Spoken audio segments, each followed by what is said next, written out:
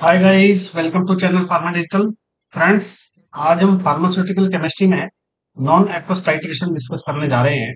ये हमारे chapter number 2 volumetric analysis का टॉपिक नंबर 3 है। इससे पहले हम दो टॉपिक को अपने यूट्यूब पे अपलोड कर चुके हैं। पहला था इसमें फंडामेंटल्स ऑफ वॉल्यूमेट्रिक एनालिसिस और दूसरा था हमारा acid base titration. So now let's get started. Friends, non aqueous titration को हम अजलीय अनुमापन भी कह सकते हैं। ये Bronsted Lowry acid base theory पर आधारित है। और जो ब्रॉन्स्टेड लॉरी हमारे दो वैज्ञानिक थे, इन्होंने थ्योरी दी थी कि एसिड जो होता है वो प्रोटॉन डोनर होता है और बेस जो होता है वो प्रोटॉन एक्सेप्टर होता है। तो फ्रेंड्स, जो नॉन एक्वस टाइट्रेशन है, इसकी रिक्वायरमेंट क्यों है हमें, आइए एक बार इसको देख लेते हैं हम। तो सबसे पहले जो इनसॉल्युबिलिटी होती है कुछ कंपाउंड्स की इन द वाटर, उसकी वजह से हमें ये नॉन एक्वस टाइट्रेशन परफॉर्म करना पड़ता है। कुछ ऐसे ऑर्गेनिक सब्सटेंसेस होते हैं जो हमारा पानी होता है उसके अंदर या तो इंसॉल्युबल होते हैं या एस्पायरिंग इंसॉल्युबल होते हैं। दूसरा है टू एनहांस सॉल्युबिलिटी। जो हमारे ऑर्गेनिक सब्सटेंस होते हैं या इसी तरह के जो सब्सटेंस होते हैं जो हमारे वाटर के अंदर डिसॉल्व नहीं हो पाते हैं पूरी तरह से और उनका डिसोसिएशन नहीं हो पाता है, तो फिर हमारा जो ये नॉन एक्वस टाइट्रेशन है, ये हमारा सॉल्यूशन होता है नॉन एक्वस, इसके अंदर हम उनका जो डिसोल्यूशन है वो 100% करवाने में सफल हो जाते हैं। थर्ड है इसमें नॉन रिएक्टिविटी विद वाटर। तो जो हमारा वाटर होता है, ये बहुत सारे ऐसे कंपाउंड्स होते हैं जिनके साथ साइड रिएक्शन क्रिएट कर देता है। इसकी वजह से जो हमारा डिजायर्ड रिजल्ट है वो हमें देखने को नहीं मिलता है। फोर्थ है इसमें इंक्रीज्ड स्टेबिलिटी। तो फ्रेंड्स, होता क्या है कि जब हमारे टाइट्रेंट और एनालाइट आपस में रिएक्शन कर रहे होते हैं, तो कुछ ऑर्गेनोमेटेलिक कॉम्प्लेक्सेस बनते हैं उसमें।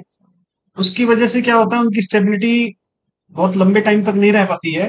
या कहें तो जो हमारा टाइट्रेशन होता है, मीनवाइल उसके अंदर डिकम्पोजिशन स्टार्ट हो जाता है, जिसकी वजह से हमारा जो टेस्ट है वो बेकार हो जाता है, उसकी कोई सिग्निफिकेंस नहीं रहती है। तो इसके लिए भी हम हमारा जो नॉन एक्वस टाइट्रेशन है उसको परफॉर्म करते हैं। इसके बाद है हमारा टू अवॉइड प्रिसिपिटेशन रिएक्शंस। तो फ्रेंड्स, हमने लिमिट टेस्ट के अंदर देखा था कि जैसे हम क्लोरीन को आइडेंटिफाई करने के लिए लिमिट टेस्ट करते थे क्लोराइड्स का with the help of silver nitrate. उसके अंदर सिल्वर नाइट्रेट के साथ हमारा जो NaCl है वो रिएक्शन करते हुए एक प्रिसिपिटेट बना देता था व्हाइट कलर का। तो उससे हमें ये मालूम हो जाता था कि इसके अंदर कितनी ऑपेल्सन क्रिएट हो रही है, और वो हमारा एक ऑब्जर्वेशन होता था हमारे रिजल्ट के रेफरेंस में। लेकिन हमें जो हमारी ये टाइट्रेशंस होती हैं, इनके अंदर हमें हमारे जो सब्सटेंसेस होते हैं, इनके मोल्स की सही सही जानकारी होना बहुत आवश्यक होती है, इसीलिए ये कंडक्ट किए जाते हैं। तो इसके अंदर जो इस तरह के सब्सटेंसेस हैं हेलाइट्स वाले या और जो दूसरे सब्सटेंस होते हैं, उनका प्रेसिपिटेशन ना हो, इसलिए हम इसमें नॉन एक्वस टाइट्रेशन का यूज करते हैं। इसके बाद आता है friends to find sharp end point.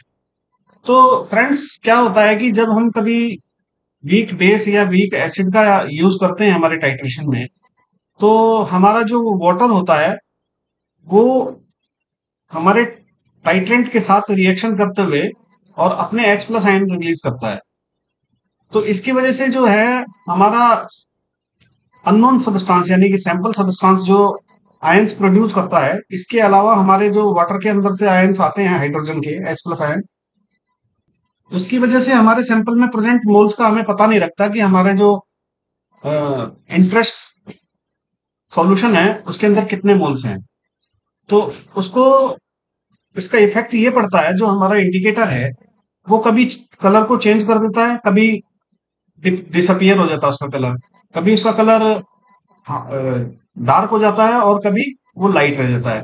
तो एक ऐसा कलर पॉइंट नहीं मिल पाता हमें जिससे हम ये डिटरमाइन कर पाए कि जो हमारा टेस्ट है वो कंप्लीट हो गया है। इस टेस्ट की कुछ लिमिटेशंस भी होती हैं।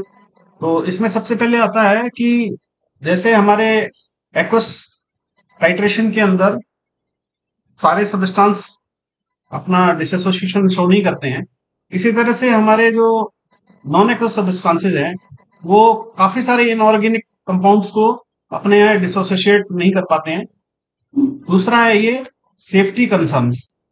तो जो फ्रेंड्स ये हमारा नॉन एक्वस टाइट्रेशन होता है, ये दरअसल होता है एल्कोहल्स का, ईथर्स का और बेंजीन का, क्लोरोफॉर्म का।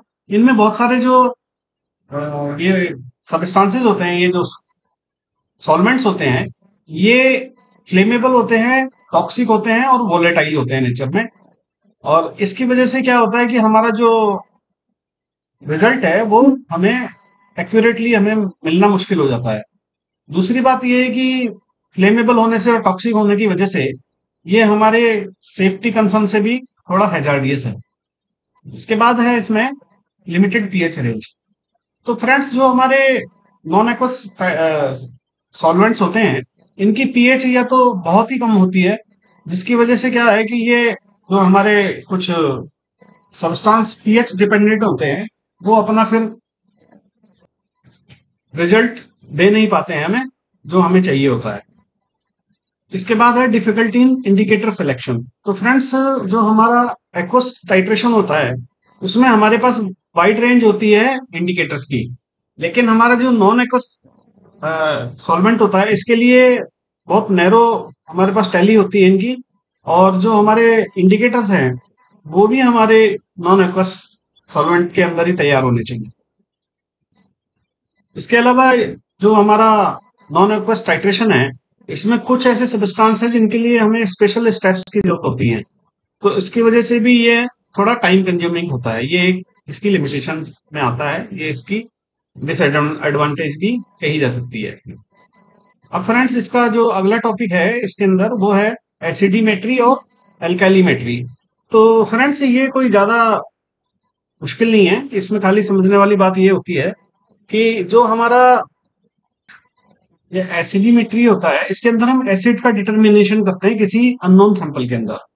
तो इसमें हम यूज करते हैं स्ट्रॉन्ग बेस को, और स्ट्रॉन्ग बेस हमारा एज ए टाइट्रेंट यूज होता है, जिससे कि वो वीक बेस का जो H प्लस आयन है उसको फोर्सफुली अपनी ओर अटैक करके उसके सारे मोल्स अपने में यूज करवा लेता है, यानी कि उसके मोल्स की हमारी जो डिटर्मिनेशन है वो हम आसानी से देख पाते हैं, कर पाते हैं। इसके बाद है अल्कैलीमेट्री। तो अल्कैलीमेट्री जो है वाइस वर्सा है एसिडिमेट्री का, इसके अंदर हम यूज करते हैं स्ट्रॉन्ग एसिड को एज ए टाइट्रेंट। तो इसमें जो वीक बेस होता है उसके लिए हमें H प्लस आयन आसानी से मिल जाते हैं, क्योंकि जो एसिड है वो अपने आयंस को बहुत आसानी से और इफेक्टिवली रिलीज कर देता है। अब इसकी कुछ क्लासिफिकेशंस हैं। तो सबसे पहले है प्रोटोफिलिक सॉल्वेंट्स। तो फ्रेंड्स ये जो होते हैं ये H प्लस आयन या एसिड लवर्स होते हैं, ये जो हमारे H प्लस आयंस होते हैं इनको एक्सेप्ट करते हैं, या इनको हम लेविस एसिड्स भी बोलते हैं। इसमें हम स्ट्रॉन्ग बेस को लेते हैं जो कि H प्लस आयंस को फोर्सफुली अपनी ओर खींच लेता है, जिससे कि हमारा नॉन एक्वस टाइट्रेशन एक्यूरेटली अपना रिजल्ट हमें रिड्यूस कर देता है। इसके बाद आता है हमारा प्रोटोजेनिक सॉल्वेंट्स। तो फ्रेंड्स ये जो होता है ये अपने अंदर से प्रोटॉन्स का जनरेशन करता है, यानी कि इसके अंदर स्ट्रॉन्ग एसिड होता है जो कि वीक बेस के लिए सुटेबल होता है, और इसमें जो हमारा बेस है उसको H प्लस आयंस मिल जाते हैं जितनी मोल्स उसके अंदर प्रेजेंट होती है उतनी क्वांटिटी में। इसके अलावा जो होते हैं फिर वो हमारा कलर चेंज करते हैं, और उससे हमें मालूम हो जाता है कि हमारा जो टेस्ट है वो कंप्लीट हो चुका है। इसके बाद है हमारा एम्फी प्रोटीन। ये जो होते हैं ये फ्रेंड्स दोनों का काम करते हैं, ये प्रोटॉन एक्सेप्टर्स भी होते हैं और प्रोटॉन डोनर्स भी होते हैं। फिर फोर्थ है इसमें एक्रोटिक। एक्रोटिक जो होता है ये ना तो एक्सेप्टर होता है और ना डोनर होता है, ये न्यूट्रल होता है एक तरह से।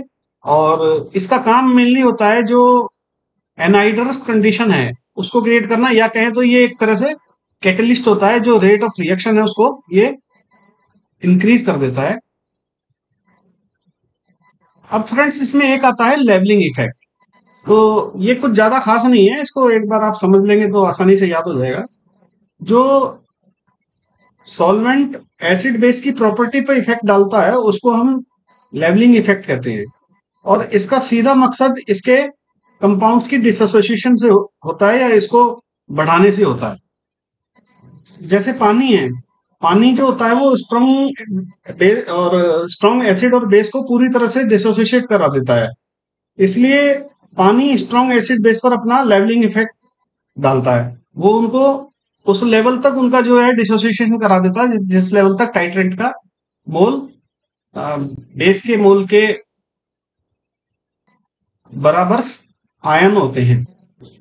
यानी टाइट्रेंट के अंदर जितने आयन्स होते हैं, या कहें तो जैसे एनालाइट के अंदर जितने आयन्स होते हैं, उतने आयन्स को पानी टाइट्रेंट के आयन से मैच करवा देता है। लेकिन वीक एसिड और वीक बेस के मामले में पानी जो है लेवलिंग इफेक्ट नहीं डालता है, क्योंकि वो उनका आयंस का डिसोसिएशन है वो पूरी तरह से नहीं करवाता, उसकी परसेंटेज बहुत ज्यादा ही कम रहती है। अब इसके कुछ इफेक्ट होते हैं, जैसे कि रिड्यूस एक्यूरेसी, जैसे हमारी एक्यूरेसी आनी चाहिए उतनी नहीं मिलती हमें। फिर इसमें जो है कलर चेंज हमें अच्छे से नहीं पता लगता, एंड पॉइंट का हमें मालूम नहीं चल पाता है। और इस इन समस्याओं से निपटने के लिए जो है हमें एसिड और बेस जो होते हैं उनको चेंज करना पड़ता है, और नॉन एक्वस टाइट्रेशन जिसके बारे में हम पढ़ रहे हैं उसको हमें इसमें परफॉर्म करना पड़ता है। इसमें एंड पॉइंट्स को जानने के लिए हमें हाई वैल्यू वाले पीके जो होते हैं, पीके जिनकी पीके की वैल्यू हाई होती है, उन इंडिकेटर्स को हमें इसमें लेना होता है ताकि रिमार्केबल हमें इसमें चेंज देखने को मिले। अब फ्रेंड्स इसमें इसके जो कुछ प्रोसीजर्स हैं, वैसे तो हमने एसिड बेस टाइट्रेशन में जो प्रोसीजर्स बताए हैं लगभग सेम वही प्रोसीजर इसके अंदर होते हैं। जैसे कि सॉल्वेंट का सिलेक्शन है, तो सॉल्वेंट हमें हमारे जो नेचर होती है उसके अकॉर्डिंग लेना होता है। जैसे अगर स्ट्रॉन्ग एसिड है तो बेस वीक होगा, अगर एसिड वीक है तो स्ट्रॉन्ग बेस होगा। इसके बाद जो प्रिपरेशन है स्टैंडर्ड सॉल्यूशन की, वो लगभग सेम होती है जैसी हमने एसिड बेस में पढ़ी थी। तो हमारा जो वॉल्यूम होता है एसिड का या बेस का, वो हम अपने टाइट्रेंट के जैसा होना चाहिए, जैसा एनालाइट में होता है वैसा ही टाइट्रेंट में होना चाहिए।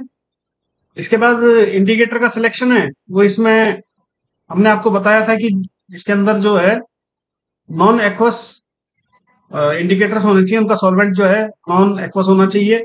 इसमें कुछ मेन मेन है, जैसे कि क्रिस्टल वायलेट है, मिथाइल रेड है, क्विनेडिलिन रेड है, थायमोल ब्लू है, या नेप्थोल बेंजीन है। इस तरह के जो इंडिकेटर्स हैं वो इसमें काम आ जाते हैं।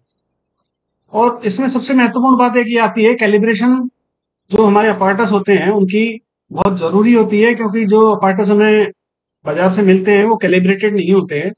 तो हमें हमारे जो कैलिब्रेटेड अपार्टस हमारी लैब के अंदर अवेलेबल होते हैं उनसे उनका कैलिब्रेशन कर लेना चाहिए। अदरवाइज हमारा जो रिजल्ट है वो हमारा उसमें एरर शो करेगा। फिर इसके बाद टाइट्रेशन प्रोसेस है। तो फ्रेंड्स टाइट्रेशन प्रोसेस मैं यहाँ पर नहीं बताऊंगा आपको, आप एसिड बेस थ्योरी के अंदर जाके देख सकते हैं उनको, और कैलकुलेशन भी सेम ही होती है। इसके अलावा फ्रेंड्स जब हम ये टाइट्रेशन करते हैं तो हमें कुछ एक्सपेरिमेंटल कंडीशंस हैं, जैसे कि टेम्परेचर है, सॉल्वेंट की प्योरिटी है, और उनके रिजल्ट्स जो है उनके आने चाहिए सेफ रिजल्ट्स के लिए हमें ये सब प्रिकॉशंस रखने पड़ते हैं। इसके अलावा हमें सेफ्टी प्रिकॉशंस की इसमें बहुत जरूरत होती है, क्योंकि आपको पहले बताया मैंने इसके अंदर जो सॉल्वेंट्स होते हैं वो टॉक्सिक होते हैं, हैजार्डियस होते हैं, और इनफ्लेमेबल होते हैं, यानी कि उनसे जल्दी आग लगने का खतरा होता है। तो इन सब चीजों को ध्यान में रख के अपना सेफ्टी मेजर पहले कर लेना चाहिए। इनका जो उपयोग होता है हमारी फार्मास्यूटिकल इंडस्ट्री में नॉन एक्वस टाइट्रेशन का, ये काफी वाइडली यूज होता है, क्योंकि बहुत सारी इम्प्योरिटीज को और ड्रग की स्टेबिलिटी वगैरह को ये डिटरमाइन करने में हमारा सहायता करता है। तो friends this was all about our today's lecture. आप मेरे को उम्मीद है आपको ये समझ में आया होगा। आप एक दो बार वीडियो और देखेंगे तो आपको अच्छे से समझ आ जाएगा। तो अगर आपको ये वीडियो अच्छा लगा तो कृपया करके आप इसे लाइक करें, अपने फ्रेंड्स में शेयर करें, हमें सब्सक्राइब करें अगर अभी तक आपने हमें सब्सक्राइब नहीं किया है तो, और हमें कमेंट लिखें कि आपको वीडियो कैसा लगा। Thanks for watching.